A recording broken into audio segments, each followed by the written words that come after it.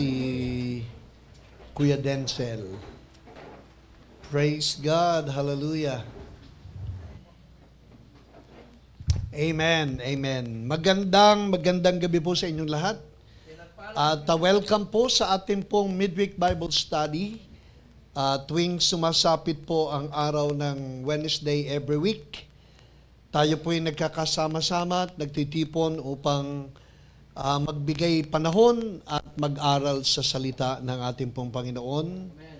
Samantalang ang maraming tao po'y abala sa maraming bagay, may mga katulad po natin, katulad po ninyo na naglalaan ng mahalagang panahon, kahit man isang oras at kalahati on a Wednesday night, tayo po'y magkakasama para po lalo pang lumalim ang ating pong pagkakilala at pagkaunawa sa ating Panginoon at sa Kanya pong mga salita.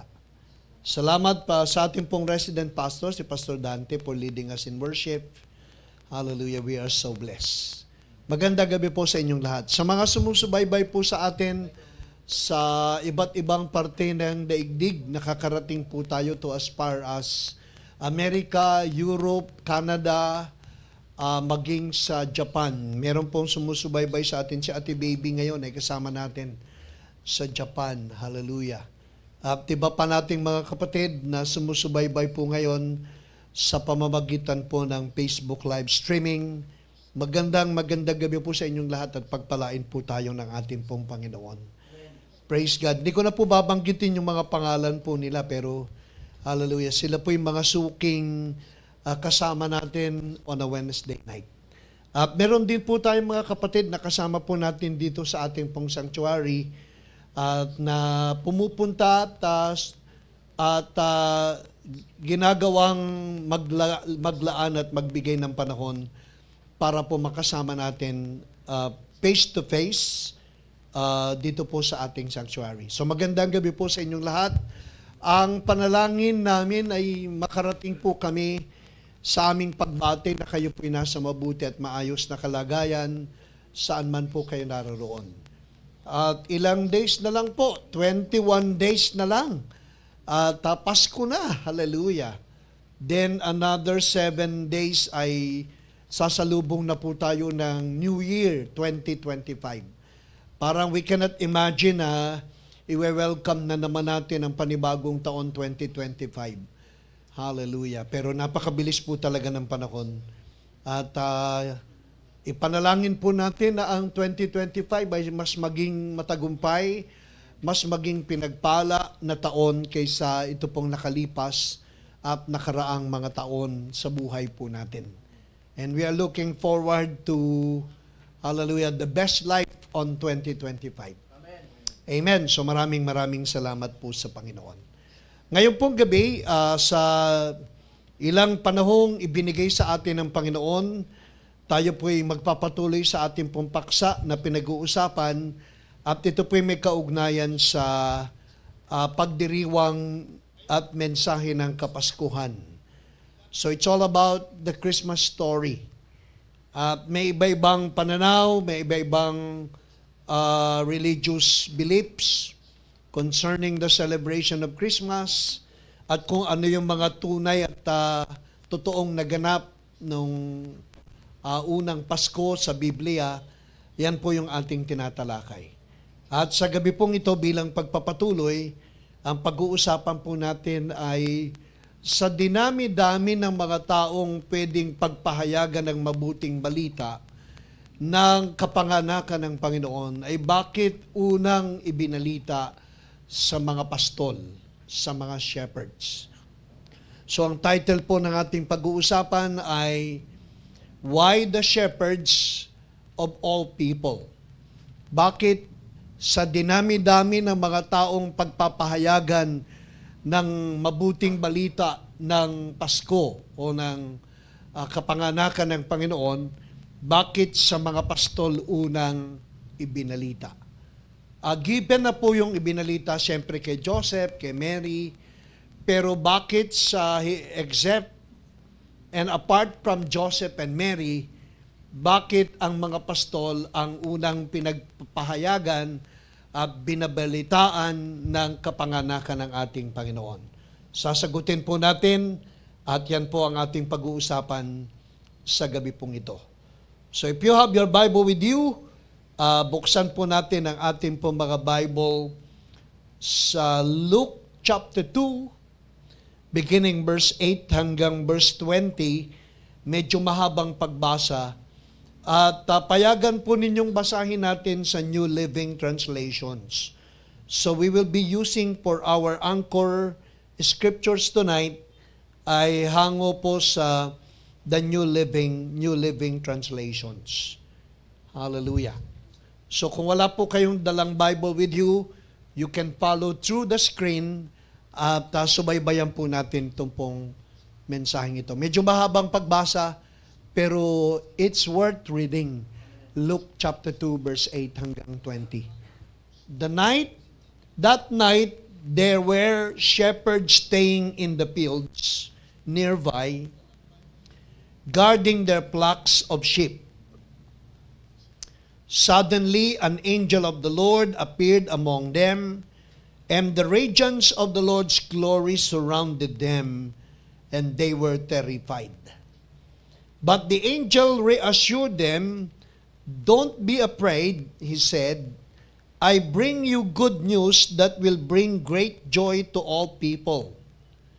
The Savior, yes, the Messiah, the Lord, has been born today in Bethlehem, the city of David. And you will recognize him by this sign. You will find a baby wrapped snugly in strips of cloth, lying in a manger." Suddenly the angel was joined by a vast host of others, the armies of heaven, praising God and saying, "Glory to God in highest heaven, and peace on earth to those with whom God is pleased." Now when the angels had returned to heaven, the shepherds said to each other, "Let's go to Bethlehem. Let's see this thing that has happened, which the Lord has told us about." They hurried to the village and found Mary and Joseph, and there was the baby lying in the manger. After seeing him, the shepherds told everyone what had happened and what the angel had said to them about this child. But Mary kept all these things in her heart and thought about them often. Verse 20, the shepherds went back to their flocks, glorifying and praising God for all they had heard and seen. It was just as the angel had told them. So may the Lord add blessing upon the reading of His Word tonight, and taken from the following passage we have read. Pag-uusapan po natin, of all people, why the shepherds? Sa dinami-dami ng mga tao na pagpapahayagan ng mabuting balita ng kapanganakan ng Panginoong Yesus o ng unang Pasko, bakit sa mga pastol? Hallelujah. So yan po ang pag-uusapan natin. At giving you a background kung ano po yung ating pag-uusapan, ay may mga mahalagang maliliit na elemento o sangkap ng mensahe na napakahalaga po. Katulad po yung actually may mga religious belief kasi na ang Panginoong Yesus ay ipinanganak sa sabsaban, sa wooden stable in a manger filled with hay. So ang paniniwala po natin dahil sa salin-saling mga kwento't balita, ang Panginoong Yesus ay ipinanganak sa isang gawang kahoy na sabsaban.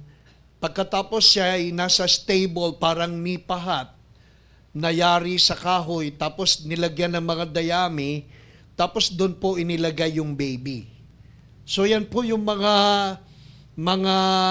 pinivisualize nating larawan ng kanyang kapanganakan. Pero kung ito po'y ating hahanguin at ating pag-aaralan sa Biblia, hindi po ganun ang inilalarawan ng kanyang aktwal na kapanganakan. Kaya siguro itama natin yung mga mali nating mga kinagis ng kwento at ibatay natin sa salita ng Panginoon o sa Biblia kung ano talaga yung totoong nangyari at kung ano talaga yung eksaktong larawan ng kaganapan. Para hindi po tayo naliligaw sa ating pong paniniwala. Hallelujah. So yan po yung depiction kasi in a stable wooden manger filled with hay, surrounded by animals. So may donkey, may kabayo, may baka, tapos may mga haring mago, tapos may mga dalang regalo, tapos ang daming mga anghel, tapos ganun po, may mga aso pa nga, may mga napudpo doon. Pero hindi po yun ang dinidepict ng Biblia. Kaya pag-usapan po natin. Ang totoo po, ang Panginoong Yesus ay ipinanganak sa kuweba. Cave po, cave. Kung bakit ay sapagkat ang Bethlehem po ay surrounded by hills and caves. So ang Bethlehem, particularly yung city of Bethlehem, yan po ay napapaligiran ng mga kuweba. Yan po ay nasa mabababang kapundukan, tapos ang paligid po ng Bethlehem ay mga kuweba. At ang paniniwala po, ang Panginoong Yesus ayon sa Biblia ay ipinanganak sa isang kuweba. Sa isang kuweba. At kung bakit ay sapagkat napag-aralan natin nung Sunday at nung nakaraang Wednesday, na ang hiniram na nanay na si Mary at si Joseph naglakbay pabalik sa hometown ng Bethlehem, ay kaganapan po si Birheng Maria. Ibig sabihin, he was great with a child. Ibig sabihin, at yung period ng gestation o kapanganakan ay sa panahong malapit na. At naghahanap sila kung saan sila pwedeng manuluyan, at ayon sa kasaysayan, wala silang matuluyan. Hindi dahil walang magpatuloy sa kanila. Hindi dahil walang magpatuloy sa kanila, kung hindi ang aktwal na pangyayari po ay wala talaga po silang matuluyan, kung bakit ay sapagkat puno ang Bethlehem ng mga nag-repatriate, mga nagbalik bayan na mga taga Bethlehem. At ito po ay naganap dahil sa isang mahigpit na kautusan ng emperor na ang bawat isa ay magpapasensus, magpaparehistro at magtatax, babalik sa kanyang sinilangang bayan para magpa-register, para mag-tax. At sabay-sabay po na nagbalikan sa sariling bayan ang mga pinanganak sa Bethlehem, kaya napuno ang mga silid panuluyan at dumating si Mary at si Joseph, wala na silang matuluyan. There's no place and there's no room for them in the inn. Yan po ang sabi.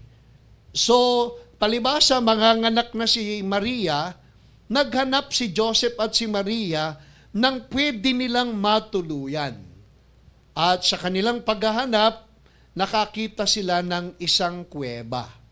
At sa kuwebang ito, natagpuan nila, ang kuweba ay maraming swaddling clothes kasi ang kuweba po ay ginawang panuluyan ng mga tagapag-alagang pastol ng kanilang mga tupa.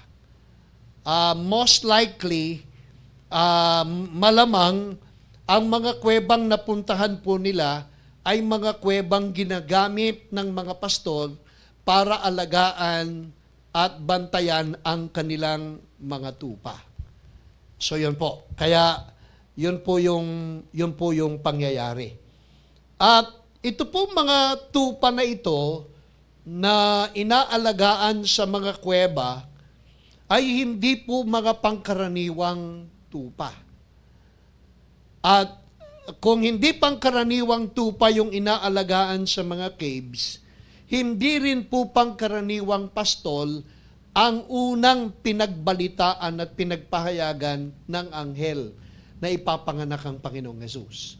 So gusto ko pong sabihin sa inyo na kapag babasahin lang kasi natin ang surface reading, mababaw na pagbasa, babalik-balik po tayo dun sa verse 8. Sa mababaw na pagbasa, parang ang sinasabi lang dyan ay mga pangkaraniwang pastol na mga pangkaraniwang tupa. Pero maniwala po kayo, ito po mga pastol dito ay hindi po mga pangkaraniwang pastol kung hindi sila po ay isang klase ng shepherd na ang inaalagaan ay mga isang klase o special na klase ng mga tupa na ginagamit para i-offer sa sacrifices. So, ulitin ko po, itong mga shepherds dito ay hindi po basta-basta mga shepherds lamang sapagkat ito po ay mga chosen o special kind of shepherds na nag-aalaga ng mga special kind of sheep. At yung inaalagaan po nilang sheep dito po sa Bethlehem ay mga tupang ginagamit paghahandog sa templo. So hindi sila yung domestic sheep, yung domestic animal na nasa likod bahay lamang na kapag gusto mong kumatay, kakatayin mo lang basta-basta. Hindi po. Dito po sa talatang ito, ang shepherds ay mga pastol na inatasan sa espesyal na tungkulin na magre-raise up o mag-aalaga at magbabantay ng mga tupa na hindi ginagamit pangkatay at pangkain, kung hindi mga tupa na ginagamit para sa paghahandog sa taunang pista ng Feast of the Passover. So hindi po basta-basta.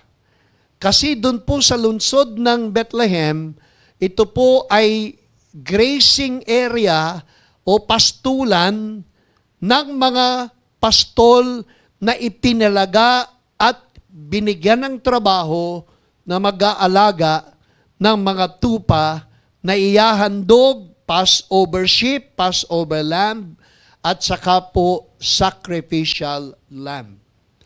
At ayon sa kasaysayan, ang inaalagaan ng mga tupa sa area na to, base sa requirements ng Passover sacrifices at saka yung offering para sa pista, umaabot sa 26,500 na tupa. Inaalagaan po ng mga special kind of shepherds. At ang inaalagaan nila is special type of sheep na ginagamit para sa temple sacrifices. Kaya yan po yung binabanggit dyan. Hallelujah. So isa-isahin po natin. Mapapansin po ninyo na dito po sa talata na ito, merong fields na ginamit, yung fields. That night, there were shepherds staying in the fields. Ano po? In the fields. Ito pong fields na ito, hanggang ngayon ay sikat na sikat. Makikita ayon po sa kwento ng mga turista, pag pupunta kayo sa Bethlehem, merong kayong makikitang karatula na nakalagay, Shepherd's Field. Shepherd's Field. So parang ganito kalaking karatula, tapos makikita nyo po doon nakalagay, Shepherd's Field. At ito po ay famous o pamosong lugar na kung saan yung mga tupang inaalagaan for sacrifices sa templo at yung mga special type of shepherds doon nakatira. Kaya po ang sabi, that night, there were shepherds staying in the fields. Tingnan natin yung fields. Hallelujah. Meron po ako dun sa lesson outline natin. Ang sabi po, ang tawag po sa fields na yan ay yung famous na Shepherd's Field. At hanggang ngayon, pag nagpunta ka ron, after 2,000 years, pag nagpunta ka ron, makikita mo pa rin po yung Shepherd's Field. Nandun pa rin po. Nandun pa rin po. Meron kasi akong pinanood na video at parang documentary na video na pinapakita po yung Shepherd's Field. Tapos pinapakita po yung mga tupa at yung mga special na klase ng mga pastol na nagre-raise up ng mga sheep exclusively used for the temple sacrifices. So ito po yun. Ito po yung binabanggit na kinausap ng anghel noong gabi na yon. So that night, there were shepherds staying in the fields nearby, guarding the flock. Ang sabi po sa King James, New King James, now there were in the same country shepherds living out in the fields, keeping watch over their flock by night. Napapapansin po ninyo yung keeping watch. Yung keeping watch po ay napaka-significant na salita. Hallelujah, mga pastol na nagbabantay ng kanilang mga tupa. At yung keeping watch po, galing sa salitang Colasontes Pulacas, di ko alam kung ganyan ang pronunciation yan, na ang ibig sabihin po, yung mga pastol na ito ay may duty at ang duty nila is guarding and guarding, constantly guarding. These were serious shepherds who were assigned with this serious task. So ang mga pastol na kinausap ng anghel nung gabi na yon ay mga pastol na may pangunahing tungkulin at ang kanilang pangunahing tungkulin ay bantayang mabuti. Bantayang mabuti, seryosong alagaan, seryosong bantayan, constantly maaalagaan ang mga tupa kasi yung mga tupa po na inaalagaan nila ay hindi basta-basta klase ng tupa kung hindi mga tupa na kailangang maging qualified bilang mga handog sa templo. Kasi kung makikita po yung mga tupa na inaalagaan nila ay may mga kapintasan at may mga batik, may mga kapintasan o may mga sakit, hindi makukwalify para ialay at ihandog sa templo. Sapagkat ayon po sa kasaysayan, 14 na araw na babantayan niyang mga tupa na yan. 14 na araw. Aalagaan po yan. Hanggang sa kaliit-liitang kuko ay binabantayan po nila, tapos binabantayan kung may mga pulgas o may mga insekto. Kapag may kapintasan yung tupa, hindi qualified na maging handog sa templo. Ganun po katindi ang tungkulin ng mga shepherd na ito. Kaya itong mga shepherd na ito ang kinausap ng anghel. So hindi basta-basta mga pastol. Parang itong mga pastor natin dito, hindi mga basta-basta. Amen. Hindi just. Hindi mga pastor na talagang nakasisigurong tinawag ng ating Panginoon para maglingkod sa kanyang mga tupa. Kaya hindi po basta-basta ang paglilingkod bilang mga pastol eh. Hindi po basta, hindi yung nagustuhan mo lang, magpapastor ka. Hindi yung naitulak ka lang, magpapastor ka na. Hindi yung natutukan ka lang, tinakot ka lang, magpapastor ka na. O hindi yung wala ka lang magawa, magpapastor ka na. Hindi po ganon eh. Kasi ang Panginoon ang pumipili ng pastol eh. Ang Panginoon ang mag-a-appoint, siya ang mamimili kung ikaw ay qualified na maging tagapag-alaga ng mga tupa ng ating Panginoon. Alalahanin ninyo, tupa ng Panginoon ang inyong inaalagaan. At ang mga tupang ito ay hindi pangkaraniwang tupa sapagkat ang mga tupang ito ay ginagamit ng ating Panginoon. Actually, yung mga sheep po dyan ay kinukonsider na holy, consecrated, set apart, tapos pag-aaralan pa yan, sisiyasatin pa yan, i-examine closely, kaya hindi maaaring basta-bastang pag-aalaga lang ang gagawin ng mga shepherd. At malimit ang mga shepherd na ito, dinadala nila ang kanilang mga alagang tupa sa mga kuweba surrounding Bethlehem. Kaya makikita mo yung Bethlehem, ang daming mga kuweba dyan na ginagamit para maging barn ng mga tupa. Kasi yung mga kuweba po, parang sinadya yung mga kuweba, lugar para maging fortification ng mga tupa. Pag malamig ang gabi, tamang-tama po yung kuwebang pinaglalagyan sa kanila. Kasi yung kuwebang pinaglalagyan po sa mga tupa, sa gitna ng malamig na gabi ay nakasusumpong ng warm na climate sa loob ng kuwebang bato. Pagka po malamig na malamig ang gabi. Pagka naman mainit na mainit ang araw, yung kuweba din po ay conducive kasi yung kuweba naman ay malamig sa gitna ng init. Malamig sa gitna ng init, mainit sa gitna ng lamig. Kaya yung mga kuweba po ay napaka-conducive, kumbaga tamang-tama para sa pag-aalaga, pagre-raise up ng mga tupang gagamitin sa paghahandog sa templo. Kaya yan po yung history nito o yung background po nito. Kaya now you know na hindi pangkaraniwang tupa at hindi pangkaraniwang shepherd. So ano po yung tupang ano po yung tupang inaalagaan nila?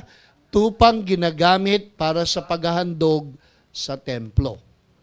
At yung tupa, ini-examine, sinesearch, in-scrutinize, at pagka-qualified, yun po ang ginagamit na dugo sa paghahandog para sa kasalanan ng Israel at para sa pag-aalaala sa kanilang Passover.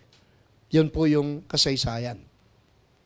Hallelujah. So, punta po tayo sa verse 9. Yung pong verse 8 ay, nakalagay po doon, hallelujah. Now, there were in the same country shepherds living out in the fields. Ano po yung fields? Shepherd's field. Keeping watch. Ano po yung keeping watch? Hallelujah. Guarding, constantly guarding, a very serious task. Hallelujah. Assigned to the shepherds. Tapos ang sabi po sa verse 9, suddenly, or behold, an angel of the Lord stood before them, and the glory of the Lord shone around them, and they were greatly afraid. Ang sabi po, suddenly an angel of the Lord appeared among them, and the radiance of the Lord's glory surrounded them, and they were terrified. So may isang anghel lang po ang nagpakita, suddenly. Ano pong ibig sabihin ng suddenly?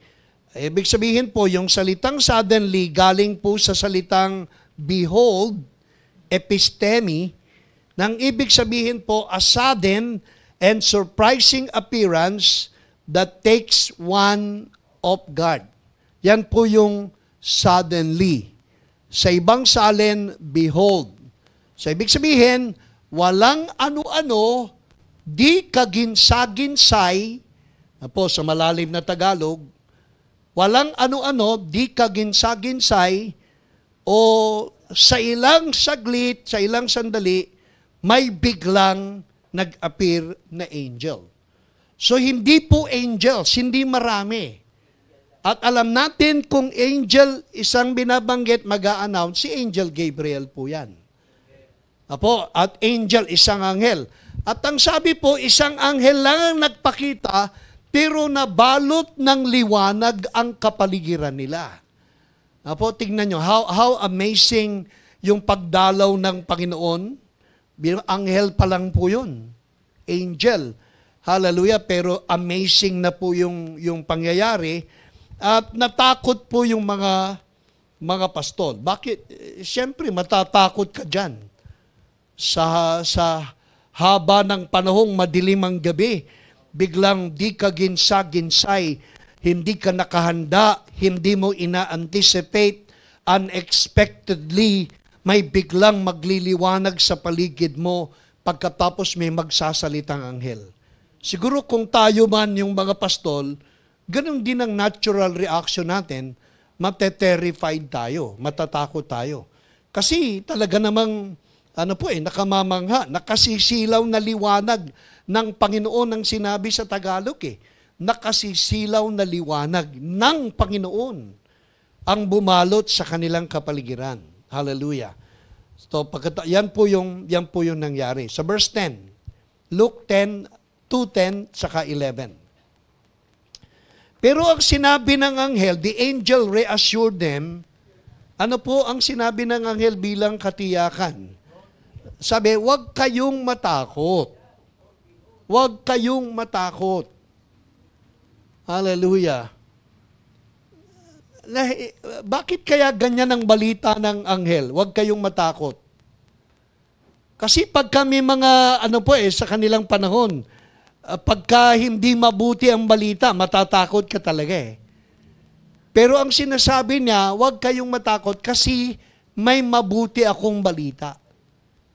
So do not be afraid, sabi niya. I bring you good news that will bring great joy to all people. So sabi, huwag kayong matakot, may dala-dala akong mabuting balita. At kapag mabuting balita, siguradong ang balita na yan ay magdudulot ng malaking kagalakan, hindi lang para sa ilan, kung hindi para sa lahat ng tao. So ang mabuting balita ay para sa lahat ng tao. Do you believe that? Hindi selective ang good news Ang mabuting balita ay inilalaan ng Diyos para sa lahat ng tao. Hindi lang para sa atin, kundi para sa lahat. Lahat ng tao ay deserving para sa mabuting balita. At kapag mabuting balita, hindi ka gulumihanan kung hindi ka galakan ng daladala nito. Kaya nga pag magpipreach ang mga pastor at ang ipipreach niya good news, hindi niya i-condemn ang mga tao. Hindi niya tatakutin ang mga tao. Hindi niya parurusahan ang mga tao. Kung hindi ang mga tao, uuwi na may daladalang kagalakan sa kanilang puso sapagkat ang ibinabahagi ng pastor ay mabuting balita. Kaya kung may tungkulin ng pastor, ang tungkulin ng pastor magpahayag ng mabuting balita. Hindi parusahan, hindi hatol, hindi sumpa, kung hindi ang pastor na tinawag ng Diyos at may tungkuling magpahayag, ay magpapahayag ng mabuting balita. At kapag mabuting balita, magdudulot ng malaking kagalakan at ang ibabahagi niya para sa lahat. Hindi exclusive. Tapos ano po yung mabuting balita? Bakit ba masasabing ang balita ay mabuti? Verse 11. Para kanino at sino yung mabuting balita? The Savior. Yes, the Messiah, the Lord, has been born today in Bethlehem, the city of David. Sa New King James po, there is born to you this day in the city of David a Savior who is Christ the Lord.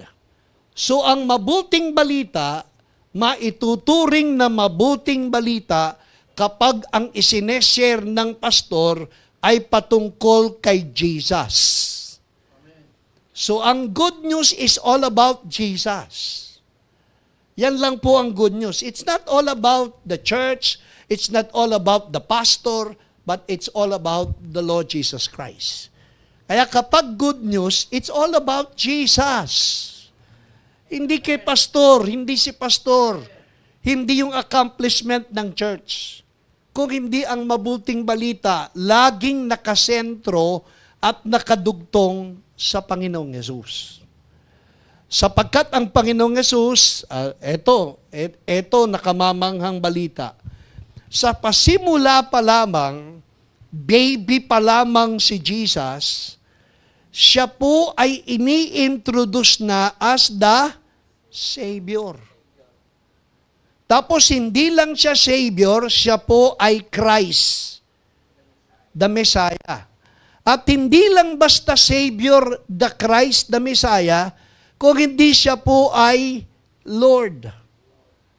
Sa New King James Translation, nagsabi po ganito, "For there is born to you this day in the city of David a Savior who is Christ the Lord." Kaya from the very beginning, being born a baby, ini-introduce na si Jesus as the Savior, the Christ, and the Lord. At yung Lord in the Greek ay capital po, L-O-R-D in the capital, sa original Greek manuscript. Kaya si Jesus Christ na ipinanganak sa Bethlehem, sa pasimula pa lamang ay tagapagligtas na. Sa pasimula pa lamang ay ang Kristo na. At sa pasimula pa lamang ay ang Panginoon na. So pag-usapan po natin yung Savior, sabi po, there is born. So pinanganak na po hindi ipapanganak pa lang. Binalita ng anghel sa mga pastol na ipanganak na. Sabi po, "For there is born to you this day." So hindi ipapanganak pa lang, kung hindi ang ibinalita sa mga pastol na ipanganak na. At ang naipanganak ay sa city of David, which is Bethlehem, Savior, Christ, the Lord. So isa-isahin po natin kung anong ibig sabihin, kung sino si Jesus as a Savior, kung sino si Jesus as the Christ, at kung sino si Jesus as the Lord. Tingnan po natin, Savior. Yung salitang Savior galing po sa Greek word na soter. Savior means soter.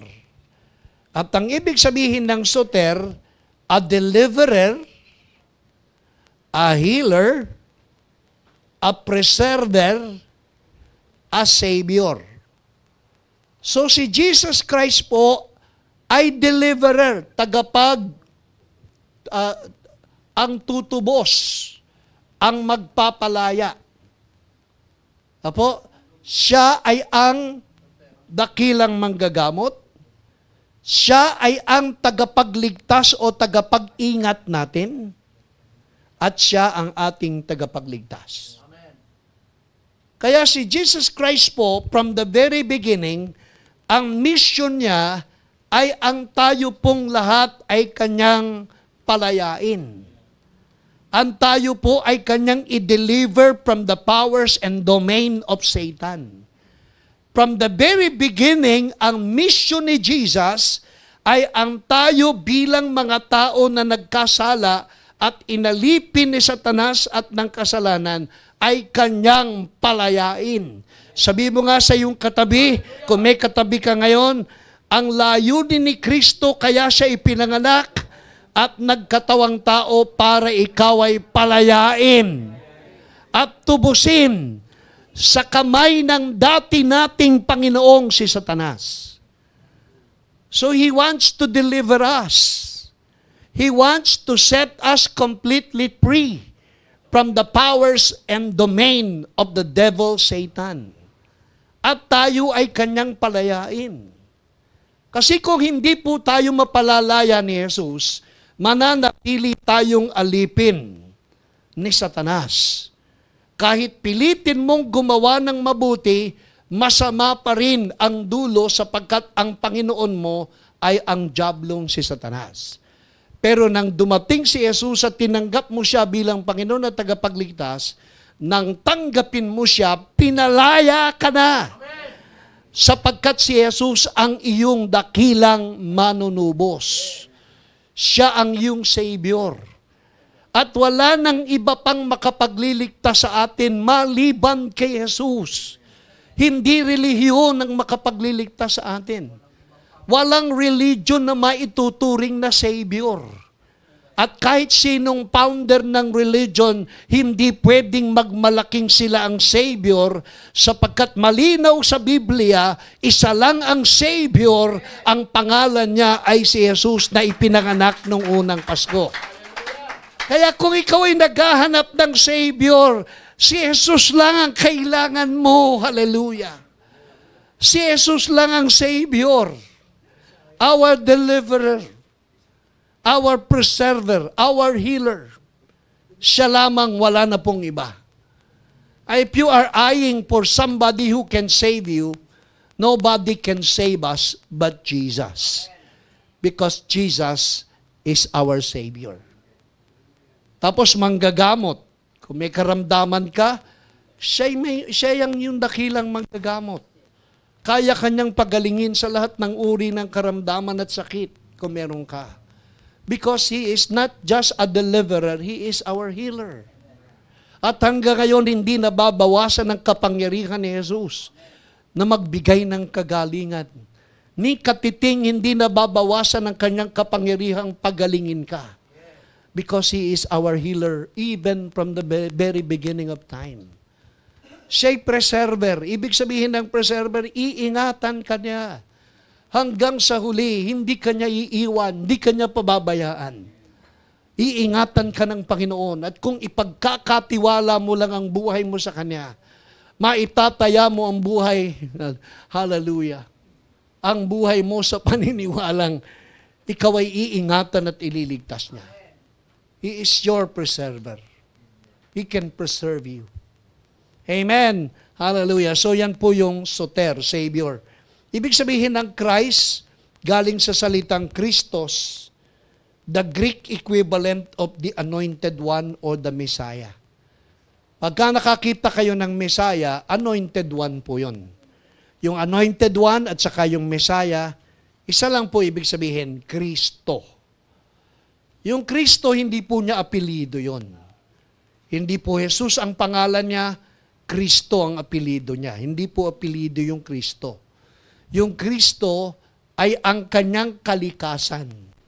Isa sa kanyang kalikasan, isa sa kanyang katangian, na siya lamang ang Anointed One. Siya po'y puspos ng kapangyarihan at ang kapangyarihan niya walang limit. He is, hallelujah, the Spirit live in Jesus is without measure. Hallelujah. Ibig sabihin, limitless. Without measure. John chapter 3. Hallelujah. He is without measure. Spirit without measure. So, ibig sabihin, si Kristo lang po. Si Jesus lamang ang tunay na manunubos. Ang tunay na tagapagligtas. The Anointed One. Yung Lord po, Lord, sa Greek manuscript, yan po'y capital, L-O-R-D. At ang ibig sabihin po in the Greek ay kurios. So, Lord means kurios. At namangha po ako nang tinignan ko yung definition ng kurios. At ito po yung lumabas na mga definition ng salitang Panginoon. Ibig sabihin ng Panginoon ay absolute Lord. Ibig sabihin ng absolute Lord, hallelujah, sa lahat ng aspeto, hallelujah, sa lahat ng aspeto, siya ang ultimate. Siya po ang absolute na Panginoon. Wala nang hihigit na Panginoon sa Kanya. Ay ang tawag sa Kanya, Lord of Lords. Absolute ang Kanyang Lordship. Ibig sabihin, walang tatalo, walang hihigit, walang makapapantay. Siya lamang ang absolute Lord. Tinignan ko po sa Thayer's Dictionary at ito po ang lumalabas na Thayer's definition. The word Lord in the kurios in Greek means he to whom a person or thing belongs. He to whom a person or a thing belongs. So kung si Jesus ay ang iyong Panginoon, ikaw ay sa Panginoon. You belong to the Lord. Kapag tinanggap mo si Jesus bilang Panginoon at tagapagligtas, ikaw ay sa Panginoon na. At kung ikaw ay sa Panginoon na, wala nang iba pang Panginoong maghahari at mag-aari sa atin. Kung ang Panginoon mo si Jesus, wala ka ng ibang Panginoon. At kung si Jesus ang Panginoon mo at wala ka ng ibang Panginoon, ang may-ari sa iyo ang Panginoon na lamang. Amen. Kaya hindi ka na pwedeng ariin ng demonyo. Hindi ka na pwedeng kunin at agawin ng demonyo sapagkat nang gawin mo si Jesus na Panginoon mo, ikaw ay kay Jesucristo na at wala nang makaaagaw sa iyo bilang Panginoon mo siya at ikaw ay Kanya. Sapagkat ang ibig sabihin ng Panginoon is He to whom a person or thing belongs. And you belong to Jesus Christ your Lord. And being with Jesus, hindi ka na pwedeng maging pag-aari ng demonyo. Huwag kayong maniwalang kahit pag Christian na poposes. No, hindi ka na pwedeng maposes ng demonyo sapagkat ikaw ay kabilang at napapabilang na ang may-ari sa iyo ang Panginoong Jesus. Sabihin mo nga sa iyong katabi, wala nang magmamay-ari sa iyo. Kung hindi ang Panginoong Jesus. Huwag kang padadaya sa demonyo. Sapagkat ang demonyo, wala nang karapatan sa buhay mo. Wala na siyang karapatan. Kung ikaw tinatakot niya, dinadaya niya, alinlanganan mo yung pagiging Panginoon ni Kristo, huwag kang maniwala. Sapagkat pag ginawa mo siyang Panginoon, sa Panginoon ka na. At pag sa Panginoon ka na, wala nang makaaagaw pa sa iyo sa pagiging pag-aari ka niya. Hallelujah. Kaya pag dinadaya kayo ng demonyo, sabihin nyo, hallelujah, I am God's property. I am God's property. I belong to Jesus. And He belongs to me. I am in Christ, and Christ is in me. At wala nang makapagbabago niyan. Wala nang makapagbabago niyan. So it means, hallelujah, about which He has power of deciding. He has the power over you as Master and Lord. So kung Panginoon mo siya, hallelujah, may karapatan siya sa iyo. May karapatan siya sa iyo. Pero kahit may karapatan siya sa iyo, hindi niya sasalaulain ang iyong volition, ang iyong will. Hindi niya aabusuhin ang kanyang pagiging Panginoon sa iyo. Ginagalang pa rin niya at nirerespeto ang mga pamimili at pagpapasya mo. Hallelujah. Meron pong doctrina sovereign lordship ni Jesus. At praise God. Medyo ano po yun medyo delikadong doktrina. Ang sinasabi na if He is not your Lord, if He is not the Lord of all, He is not the Lord at all. Ano po yan? Sovereign Lord doctrine. Ano po yung lordship doctrine ang tawag. Tama yan, parang tama pagpapakinggan Pero alam nyo, hindi po yun ang gusto ng Panginoon Ang gusto ng Panginoon, hallelujah, yung sarili mong kapasyahan. Ang iaalay mo sa Kanya. Hindi Kanya panghihimasukan. Apo, kasi sabi, may katuruan na, pag hindi mo siya gagawing Panginoon ng lahat, hindi mo siya Panginoon ng totohanan. Hallelujah. Maganda sana if He is the Lord of all. Hallelujah. Sabi ng katuruan nila, John MacArthur yan nila John Piper. Katuruan po yan nila Steve Lawson, ng mga mga Calvinists. Ang turo nila, kung hindi siya ang Panginoon ng lahat ng buhay mo, hindi siya totoong Panginoon mo. Kaya, at ang turo nila, dapat lahat, ibibigay mo sa Panginoon. Tama naman sana. Pero pag hindi mo na ibigay na lahat, parang hindi katumbas siya nang hindi mo siya talaga totoo Panginoon. So kung hindi 100% ang pag-aalay mo ng buhay kay Jesus bilang Panginoon at may ibang porsyentong sa'yo, hindi mo siya talaga Panginoon. Parang mali, ano? Parang mali. Samantalang progressive yung ating pagbabago ng kaluluwa eh. Kaya may mga panahong sa kaluluwa mo, hindi po maialay ng buo. Pero sa spirito mo, naialay mo ng buo. Pero sa kaluluwa mo na meron kang mind, will, and emotions, hindi mo mape-perfect yung pagiging Lord siya ng totohanan. At pag hindi mo na ibigay ng totohanan ng pagiging Panginoon niya sa iyo, katumbas siya ng hindi mo siya talaga Panginoon. Hallelujah. Para naman, napakasakit naman nun. Para naman napakalupit naman na doktrina na kung hindi mo kayang ibigay ng buo, wag na lang. Parang partial lordship is equivalent to not lordship at all.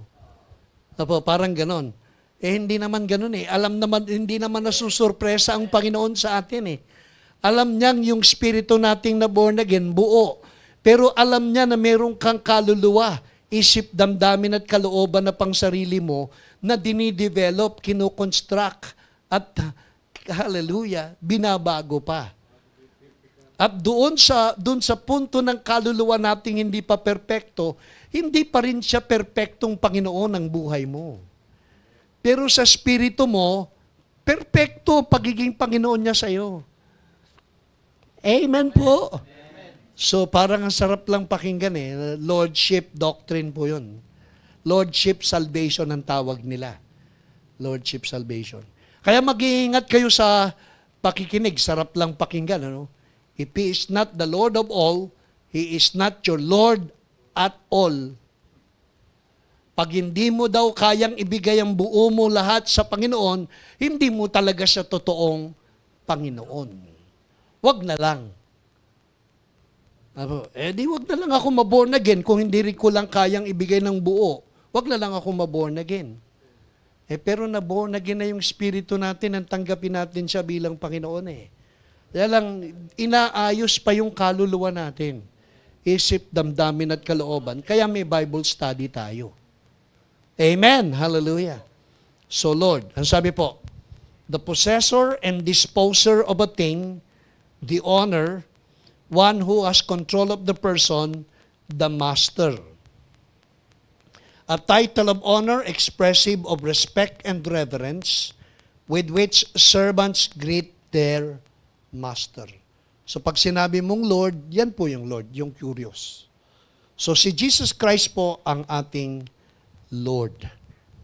Pero wag po kayong malungkot kung hindi kayang ibigay ng buo yung kaluluwa ang pagiging Lord ni Kristo sa inyo, unti-unti lang.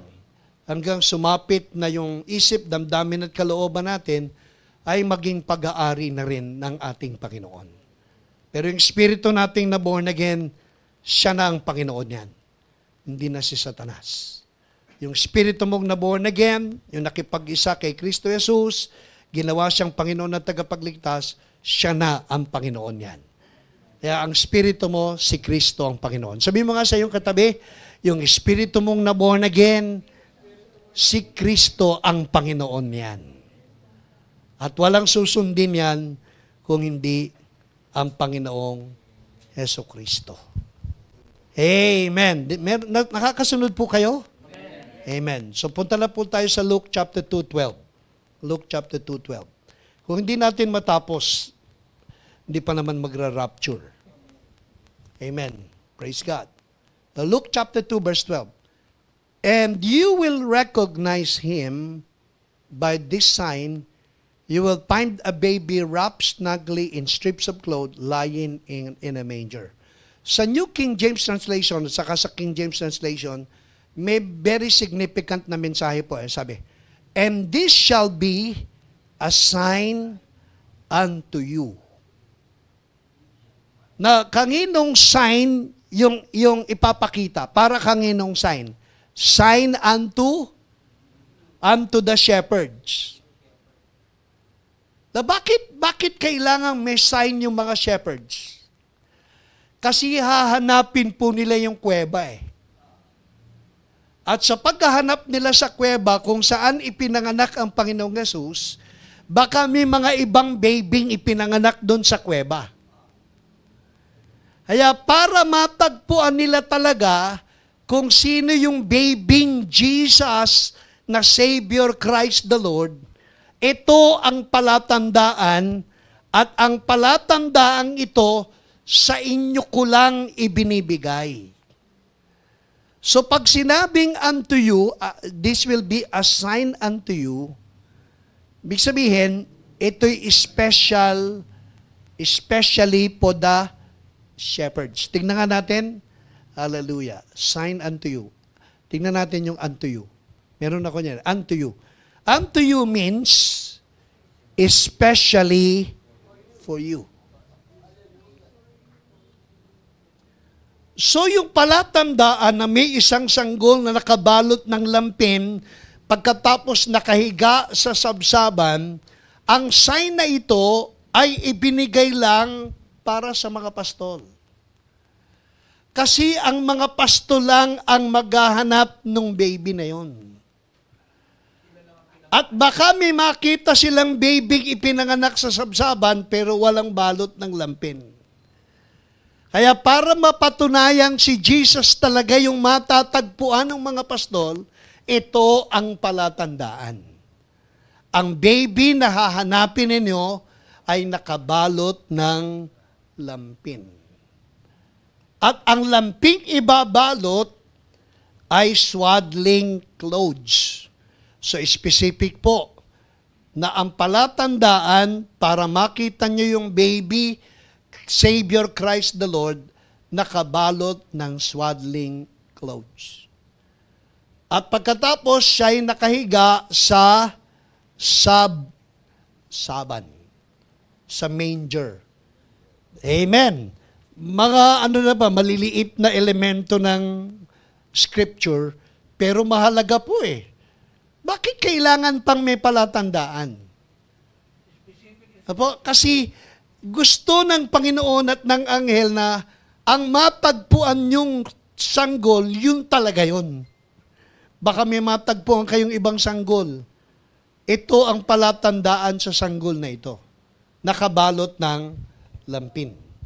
So ano po yung baby? Baby means brepos.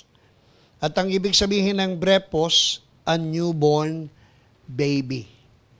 This was the very night Jesus was born, probably within hours of Jesus' birth. So kapapanganak pa lang ng ating Panginoon, a newborn baby. Kaya, a baby wrapped in swaddling clothes.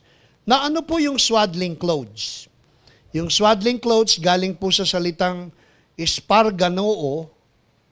Ang ibig sabihin, bandage of strips of material used for the wrapping of the little legs of newborn lambs, which would have been available in the cave where Jesus was born.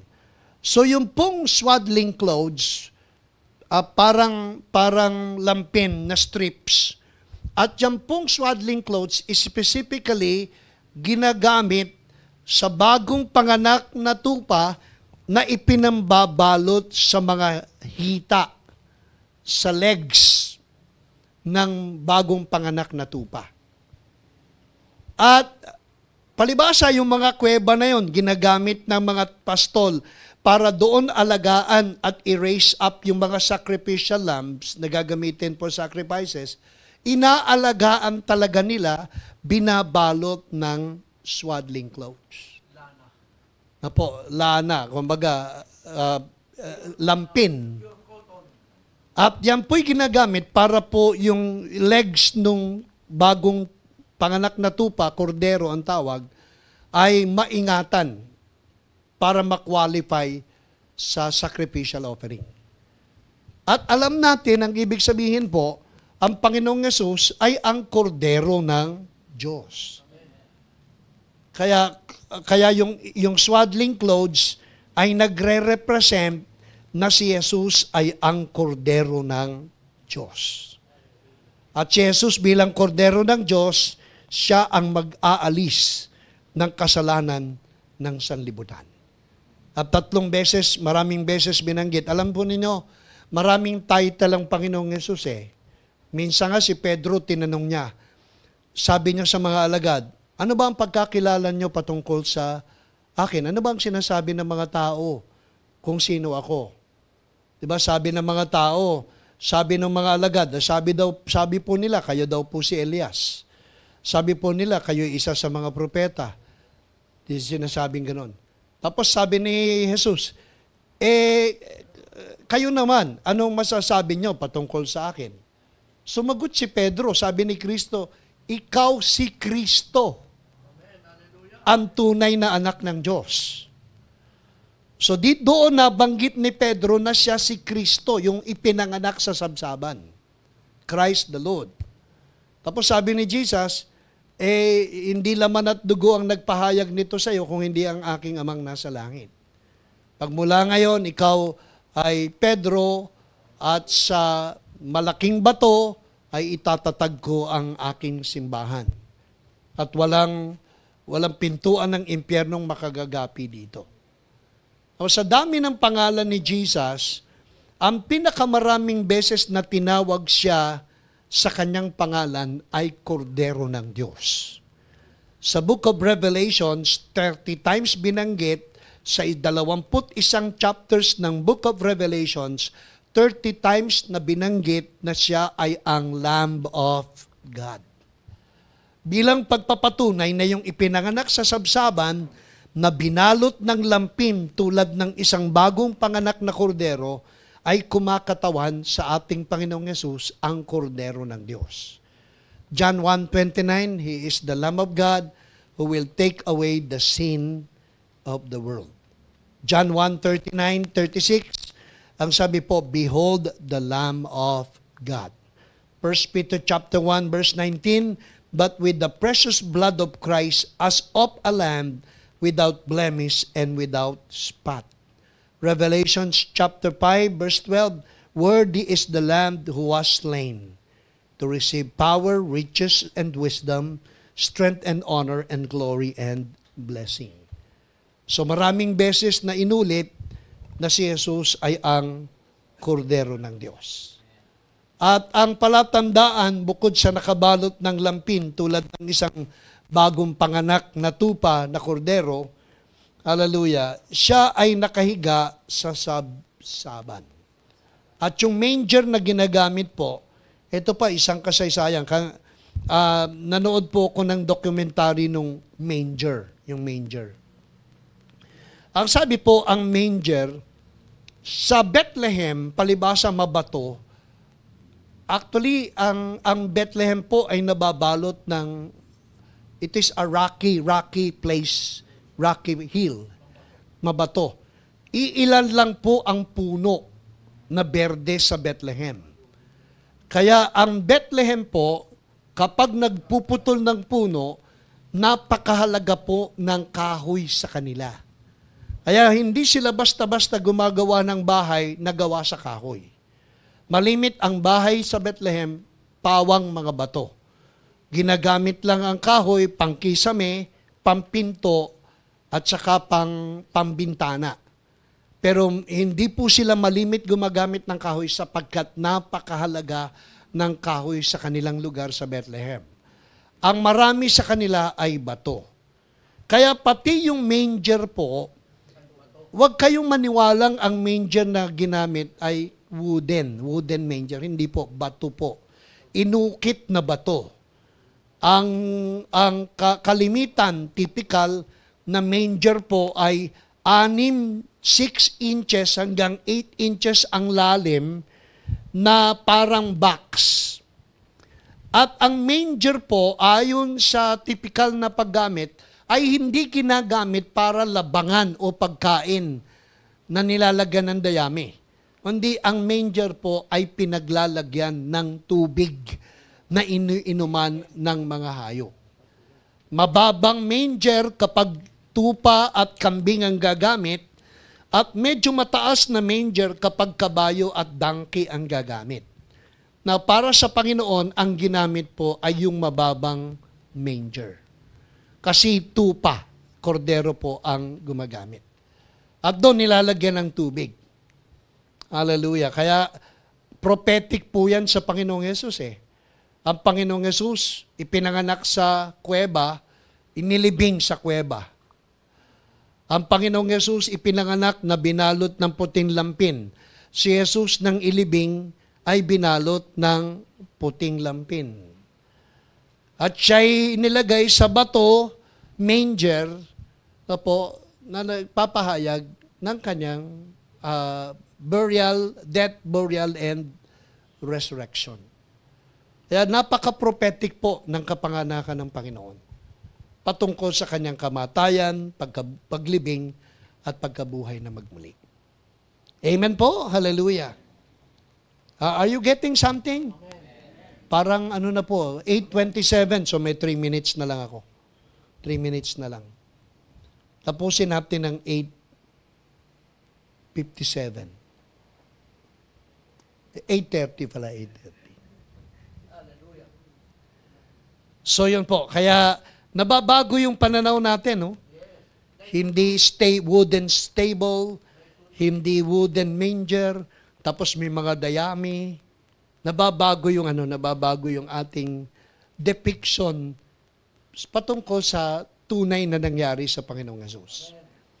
Tapos sa Luke 2:15, sabi po, when the angels had returned to heaven, the shepherds said to each other, let's go to Bethlehem, let's see this thing that has happened, which the Lord has told us about.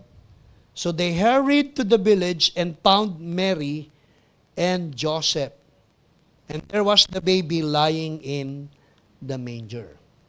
Na bakit mahalaga yung salitang and found Mary? Bakit po and found Mary? Kasi yung mga pastol po, nagsaliksik talaga. Hindi naman nang sabihan yung mga pastol, sa kuweba siya, hindi po eh. Naghanap yung mga pastol kung saang kuweba. Naroroon ang babing ipinanganak. Kaya ang ginamit na salita, found, natagpuan. At pag ginamit yung salitang found, ito po ang makikita natin.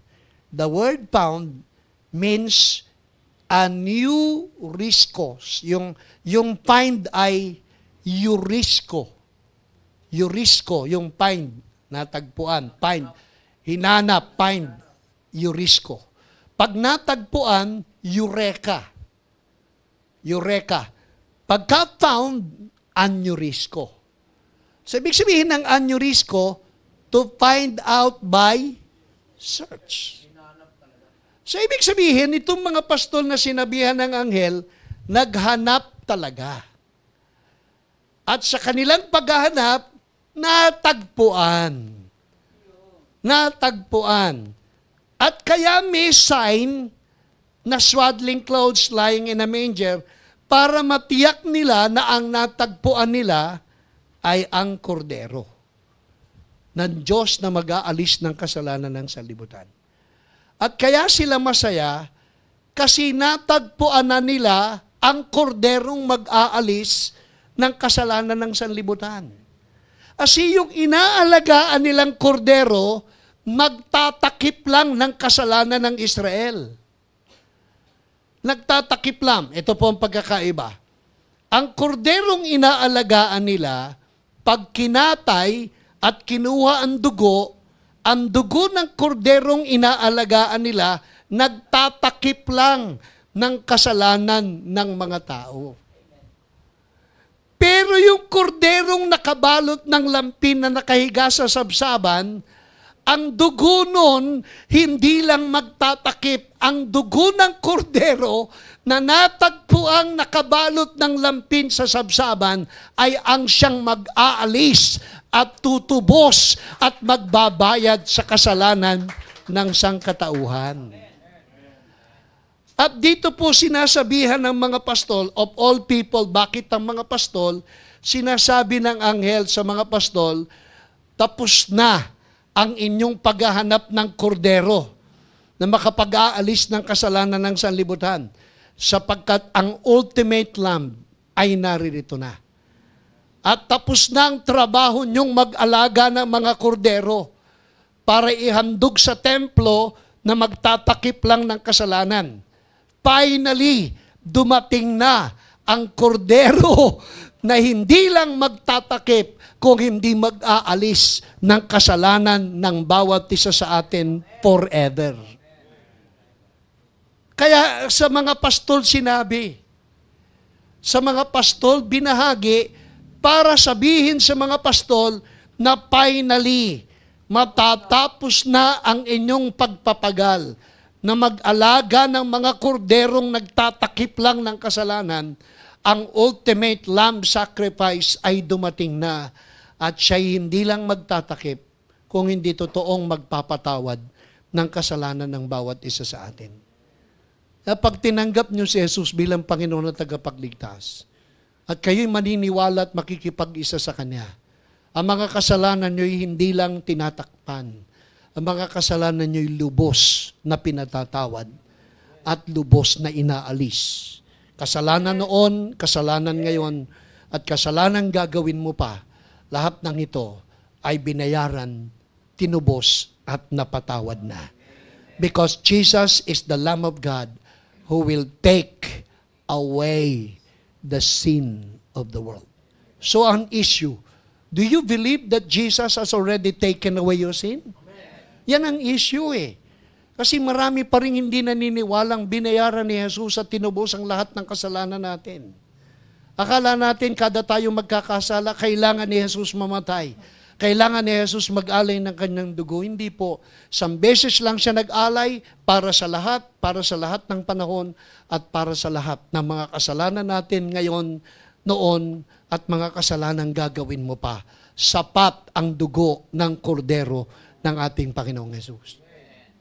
Amen. And that's good news. Hallelujah. Kaya why the shepherds of all people? Because the shepherds are the ones who are raising lamb to be offered as a temple sacrifice to cover the sin of the people. But finally, ultimately, the Lamb of God has come. His name is Jesus. Amen. The Lamb of God who will take away forever the sin of the world. Isang beses lang nag-alay ng kanyang dugo, isang beses lang namatay, isang beses lang ipinako sa krus, at ang kanyang dugong ibinuhos, sapat para sa lahat ng panahon, at para sa lahat ng mga kasalanan natin. Kasalanan ginawa mo, kasalanan ginagawa, at kasalanan gagawin mo pa, lahat ng ito ay binayaran ng dugo ng kordero. The ultimate lamb sacrifice. Kaya sinasagot na natin, of all people, why the shepherds? Kasi silang nag-aalaga ng mga tupang ginagamit para ihandog, para ipantakip. Pero dumating na ang Panginoong Jesus. Natagpuan po ng mga pastor. So ang sabi po, hallelujah, ang mga pastor na ito, 2:16,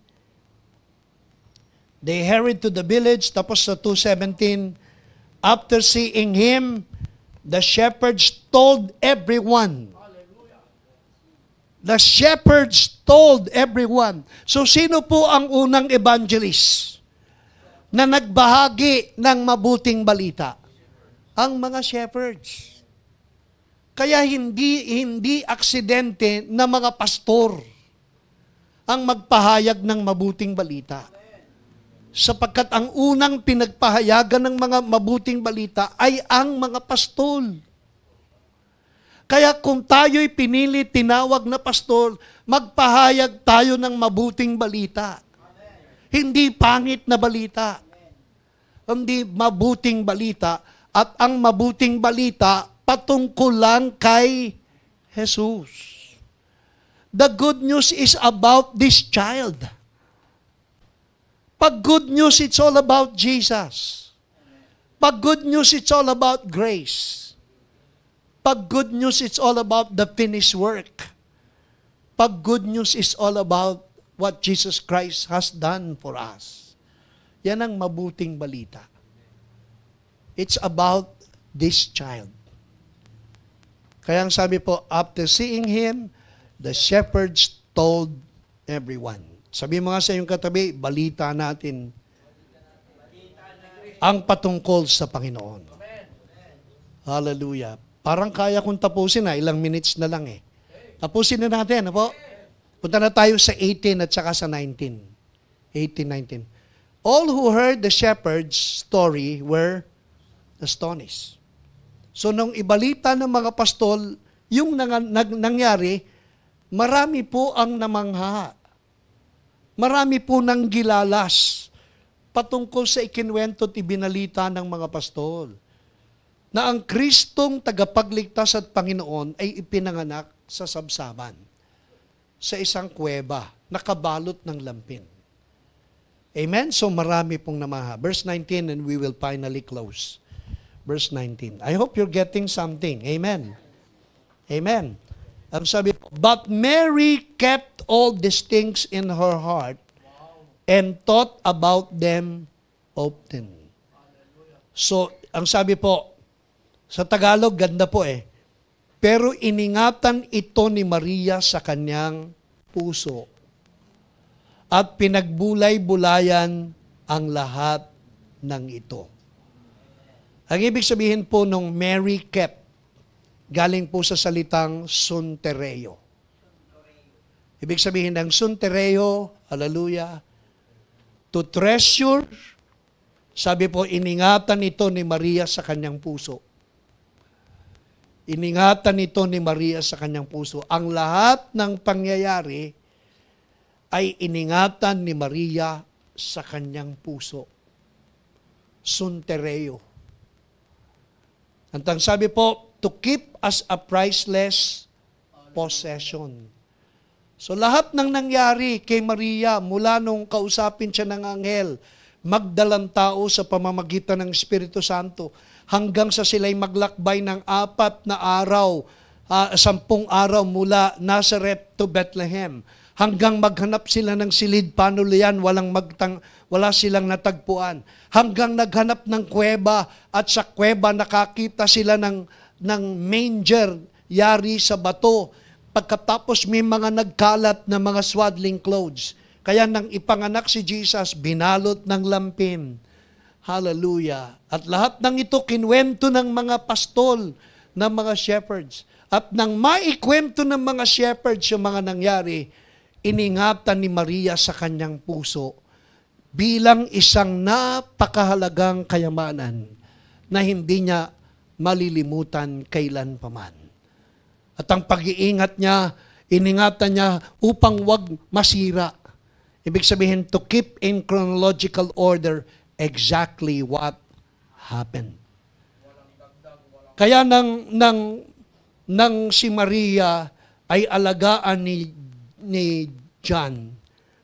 Tapos ang isa sa tagapag-alaga ni Maria bilang doktor ay si Luke.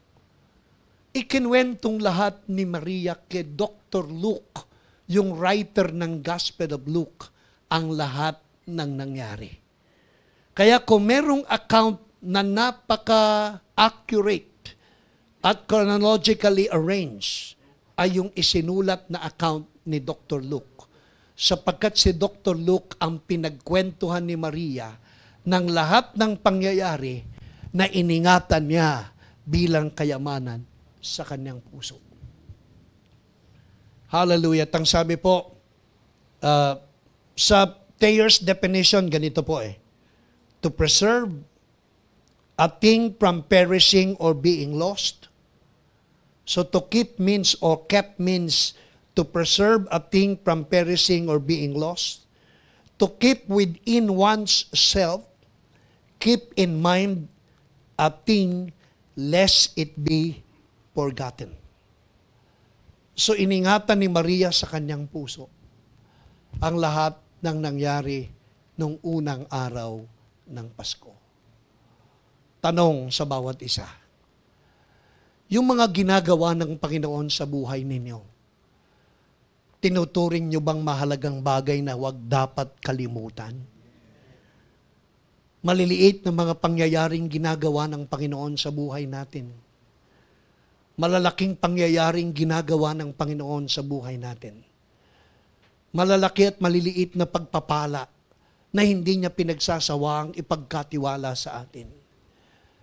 Mga pangyayari sa buhay natin na alam natin ang Diyos ang may kagagawan.